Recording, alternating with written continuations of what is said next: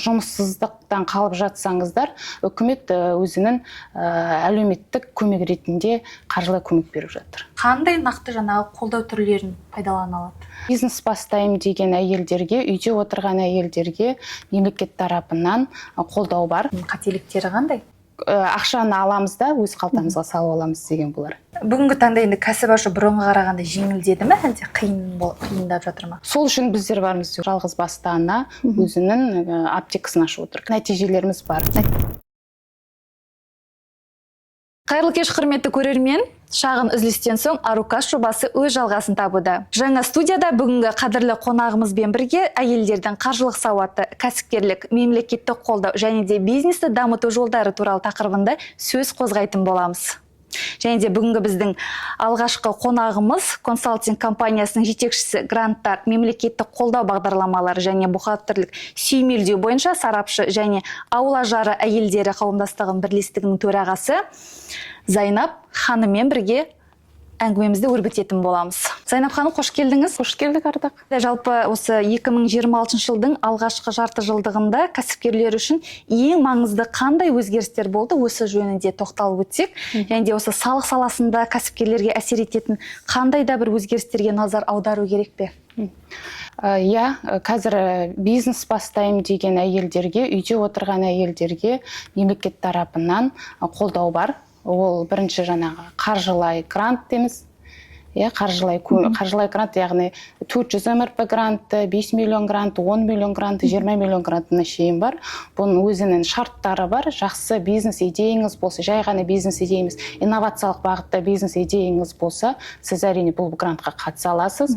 Екінші, субсидия беріп жатыр, жеңілдетілген несие, және де әйелдерге қазір тегін оқыту.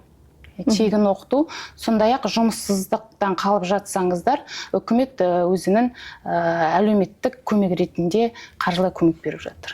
Енді қазіргі таңда кәсіп бастағысы келетін әйелдер үшін мемлекет тарапынан қандай да бір қолдаулар бар ма? Ұсынылып отырған. Және де енді көп жағдайда әйелдерде осы жақсы идея болғанмен қаржылық мәселесі болсын, тәжірибе жағынан болсын, кішкене бір жаңағы сұрақтар туындайды. Жаңадан бастатын бағдарлама, мысалы 400 МРП гранты бар. Қазір 400 МРП гранты 1.730 мың. Оған қатысу үшін өзінің бір 7 категориясы бар. Ол жерде яғни сіз осал топтарға береді. Негізінен жетім бала сұрап отырған болу керексіз, жаңағы инвалидность бар балаларды асырап отырған болсаңыздар, осы 7 категориясына кіретін болса, бұл әйел өзінің бірінші бизнес бастау сертификатын оқып алып, өз бизнес идеясын жазып, бұл грантты ұтып алатын мүмкіндігі бар. Яғни 1.730 мыңмен өзіне бизнесін бастауға керекті құрал жабдықтар ала алады. Енді осы кәсіпкерлер үшін мемлекеттік қолдау құралдарының бірі ол даму қоры ғой. Даму. Осы жөнінде айтып өтсе, оларға жаңағы кәсіпкерлер қандай нақты жаңағы қолдау түрлерін пайдалана алады? Даму қорынан қаржылай көмек қой. Әрбір бизнесі бар, идеялары бар. Азамат өзіне ең бірінші идеясы болғасын, ол жерде қаржы іздейді. Сол кезде бізде даму қорынан төмен пайызды, қазіргі таңда 12,6%-пен қаржылай көмек береді. Яғни оның да өзінің дамуға қатысу, оның да өзінің шарттары бар. Ол жерде де бизнес планыңыз болу керек, кепілдігіңіз болу керек, және де нақты сумаңызға қарай біздер сүйемелдеу жасаймыз. Егер грант алуға өтініш бергендер ең көп жіберетін қателіктері қандай? Грантқа ең қатысып отырған ақшаны аламыз да өз қалтамызға салып аламыз деген болар. Яғни грант ұтып алады, одан кейін алған қаржыларын жаңағы өздерінің бас пайдасына жұмсайды, бизнеске емес. Одан кейін алған қаржыға әрине біз есеп береміз. Алған суммамызға есеп беруге келгенде құжаттары дайын емес.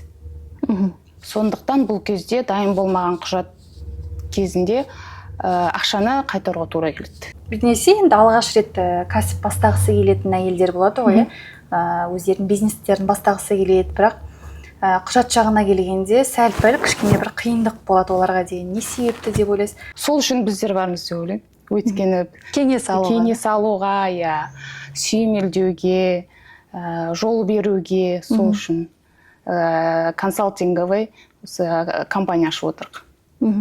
Бүгінгі таңда енді қанша әйелдер сіздерге жаңағы жүгінді көмектеріңізге? Бір санаулы сан айта алмаймын енді, бірақ нәтижелеріміз бар. Нәтиже бар. Нәтиже бар. Грант алған, 400 МРП грант алған, АСП алып отырған жалғыз басты ана өзінің аптекасын ашып отыр қазіргі таңда. Жақын арада тағы бір клиентіміз бар, ол үйден өзіне қоян өсіріп отыр. Бірақ ол қояндардың да... Ол қоян жаңа асыл тұқым? Асыл тұқымды, өзге асыл тұқымды қояндар. Бүгінгі таңда енді кәсіп ашу бұрынғы қарағанда жеңілдеді ме, әлде қиындап жатыр ма? Мен үшін енді жеңіл деп ойлаймын, өйткені неге жеңіл? Мен енді құжаттарды бөліп отырғасын, барлық жағынан мәліметтерді бөліп отырғасын мен үшін жеңіл болар. Ал келген клиенттерге әрине ол қиын және мүмкін емес деп ойлайды. Көп ойлайды, яғни грант қайтарымсыз ақша алғасын ол үкіметтен беріп жатырған қандай ақшасы деген сияқты ой туындайды. Ал бұны келген кезде оны бизнес идеяңыз болса, соны жүзеге асырам десеңіздер, әрине мүмкіндік бар бұл ақшаны алуға. Енді қазіргі таңда азаматтардан бөлек әйелдер қауымы осы бизнес ашуға ниеттері бар, мысалы үйде де табыс табады, үйден отырып жаңағы тауарларын сатып отырады деген сияқты. Не болмаса үйдегі жаңағы қолдан келгенше өздері торт пісіріп деген сияқты жұмыспен айналысады. Енді бұның барлығын осы әлеуметтік желілер арқылы жаңағы сатып, сол жерінде көрсетіп отырады. Сол жағына мысалға Instagram, TikTok сияқты табыстап жүрген жандарға салық төлене ма? Әрине, қазір әрбір бизнес бастаған жандар өзінің жеке кәсібін тіркейді, ол да табыс көзі болып саналады, яғни өзін уже рекламаға шығарады. Одан әрине салық төлейсің. Ол жерде сіз реклама берген жерде өзінің инстаграмында өзінің құны бар ғой. Егер бір әйел, мысалға қалтамда 100 мың, 200 мың теңгем бар, кәсіп бастағым келеді дейді, сіз соларға қандай бағдарламаны ұсынасыз? Қандай жаңа кеңес бере аласыз? Мен енді 100 мың, 200 мың деп отырсың, артық 100 мың, 200 мың теңге ақшасы болса, мен тек қызмет түрлерімен айналысып айтар едім, услуга деп айтарым. Яғни жаңағы үй жинау деген сияқты. Өйткені бұл жерде шығын жоқ. Ең бастысы қызмет көрсеттің, өз ақшаңды алдың. 100 мың, 200 мың ақшаңыз болса, осындай қызмет түрлерімен бастаңыздар деп айтарым. Ауыл ажары деп айтып жатыр ғой, соның қауымдас бірлестігінің жаңа төрағасы, кездесулер ұйымдастырасыздар ма? Яғни осы ауылдың қыз келіншектеріне өздері жаңадан кәсіп бастағысы келіп жүрген қыз келіншектерімізге қандай жаңағы осындай бір ақпарат болды, айтылды жалпы барып? Ауыл ажары әйелдер қауымдастық бірлестігі мүше әйелдерімен біздер осы Батыс Қазақстан облысы Орал қаласындағы Өркен ауылында кездесу болды әйелдерімен.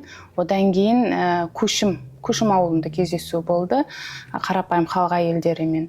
Сол жерде осы мемлекеттен беріп жатырған барлық көмектерін айтамыз. Бұл жерде жаңағы айтып отырғандай қайтарымсыз грант, субсидия, қаржылай көмек, даму бала бағдарламасы, сондай-ақ өз бизнестерін бастап жатырғандарға бухгалтерлік көмектерімізді айтып, өзіміздің сұхбаттарымызды беріп кетеміз. 23 тамыз күні жаңағы құрылтай сайлау өтетіні белгілі. Осы орайда өзіңіздің пікіріңізбен, ойыңызбен бөліссеңіз, 2026-23 тамызда құрылтай сайлауы. Бұл сайлаудың мемлекеттік маңызы бар мәселелерді шешуге, бір нақты өздерінің шешімге келуге, билік пен қоғам арасындағы сенімді жаңартуға, сондай жаңа идеялар мен бастамаларды көркейту болар. Бұл сайлауға қатысуға әрбір азамат міндетті. Әрбір азамат өзі дауысын беру арқылы елдің болашағын дамуына жауапкершілік алады деп ойлаймын.